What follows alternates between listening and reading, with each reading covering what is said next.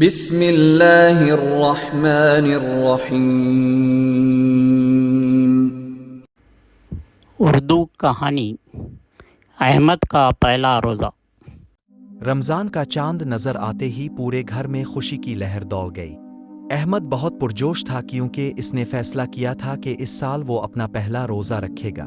صبح سحری کے وقت امی نے اسے اٹھایا تو پہلے تو نیند کی وجہ سے آنکھیں نہیں کھلیں، مگر جیسے ہی اسے یاد آیا کہ وہ روزہ رکھ رہا ہے وہ خوشی سے بستر سے اٹھ گیا۔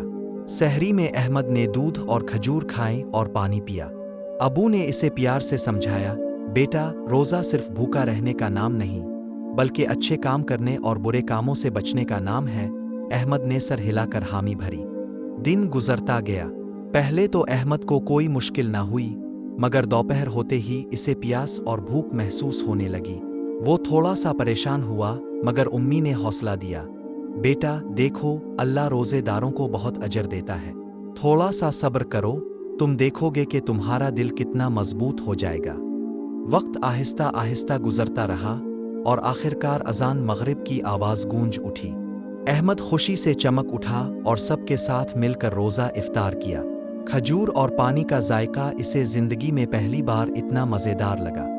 افطار کے بعد احمد نے شکرانے کے نفل ادا کیے اور دل ہی دل میں دعا کی، اللہ تعالیٰ میرا روزہ قبول فرما اور مجھے ہمیشہ اچھے کام کرنے کی توفیق عطا فرما۔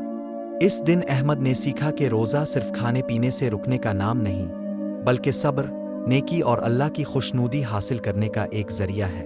اس نے دل میں عہد کیا کہ اگلے رمضان میں وہ مزید روزے رکھے گا۔